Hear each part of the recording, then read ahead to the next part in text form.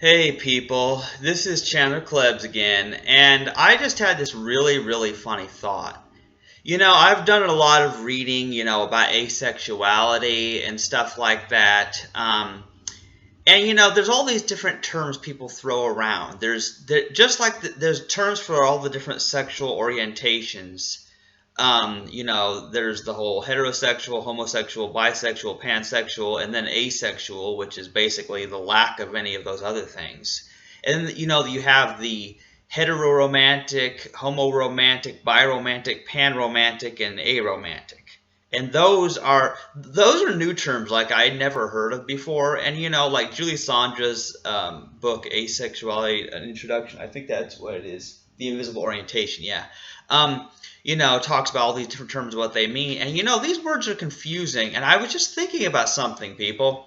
Okay, so imagine if people did to food what they did to sexuality. And I'm just talking logically, like let's suppose that there was a person who ate the same vegetable all the time. They always ate the same vegetable, and so we called them a homo vegetable. You know what I mean? They're a homo vegetable because they always eat broccoli. Let's say all they eat is broccoli. That's the only vegetable they eat, so they're a homo vegetable. But then there's another person who eats a lot of different vegetables, or they eat different vegetables, and so they're a hetero vegetable, or maybe a person who eats all the vegetables, and so they're a pan vegetable. You know what I mean? Like, what if we did that? What if we actually did that with food, whether it's vegetable, or we said that, well, I'm foodually attracted to apples. Would it make sense if people did that with food? And I've kind of been funny for a long time, always comparing sexuality to food, which is kind of a joke because a lot of people they try to say that that having sex is just like eating and drinking and breathing. That's stupid. I mean, if you don't breathe or you don't drink or you don't eat, you die. But like Monique, my co-host, said, no one ever died from not having sex. So it's not the same. But I like food. Okay. And of course, I'm vegan, so I'll eat plants but not animal products, and so that's a weird thing for most people. That they have a hard time understanding that. It's sort of weird, isn't it? That like in recent times, people have like it used to be. We lived in a heterosexual culture where everyone was heterosexual, and people killed you or shunned you if you were homosexual or bisexual or whatever. But now it's like anything goes, and people don't care the gender, age, or species of what you're having sex with. And of course, I think it's all crap. I think nobody should be having sex with anything because sex is evil.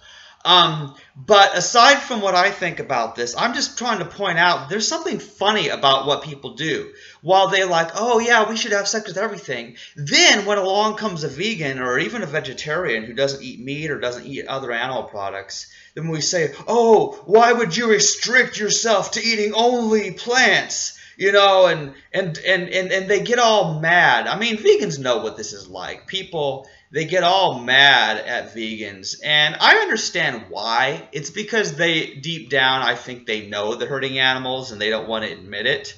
Um, and so they're trying to justify the rape and murder that goes into the food that they're eating. They don't want to face it. But let me put it this way. I mean, people don't make as big a deal out of food as they do sexuality. We don't call people a hetero vegetable or a bi vegetable, a person who eats two vegetables. They eat this or they're a bi vegetable. Like really, why don't people do that? And when you think about it, you look at it and you see, well, there's a lot of different food that people eat, and even with vegans, there's so many different plants to eat. So, how in the world would you possibly come up with a term, a label, to describe the food preferences of any one person? That'd be ridiculous. I mean, we have carnist and vegan or carnivore and vegetarian to describe the people who only eat plants, and then the people who, eat animal products too. or more accurately, omnivore. Like an omnivore is basically the pansexual of food. When you put it that way. Um, but people don't do that. They don't come up with these complex labels, these contradictory labels with food preferences. And why don't they? Because it's impractical. And you know what? My point is, it's also impractical for people to have all these silly labels with their sexuality too. And I come at this from an interesting perspective because people know that I do the Celibate Vegan Compadres podcast with my friend Monique. And our idea is that the best thing is for everybody to not eat animal products and to never have sex. That's the best thing. I mean, but it's interesting. I mean, because there is a difference. There's a difference between the celibacy and asexuality, and people get so hung up on that.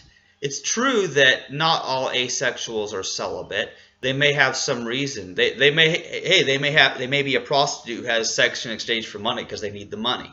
But the point is, it would be very rare for an asexual person to have sex unless somebody else talked them into it, because they're not like particularly interested in it themselves. But it's weird, you know what I mean? Like, we have these terms, and then there's been like this crazy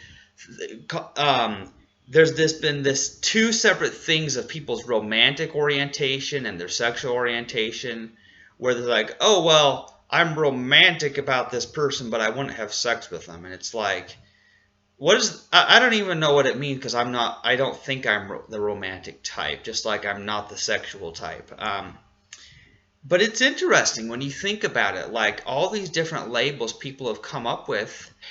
And it's just like people have political parties and religions. Like, people get so hung up on labels, and it's like, well, yeah, I mean, these labels are confusing. And I've been hung up on labels in the past. I wanted to know, well, what exactly does it mean when someone's a Christian, or what does it mean when someone's a Republican or a Democrat?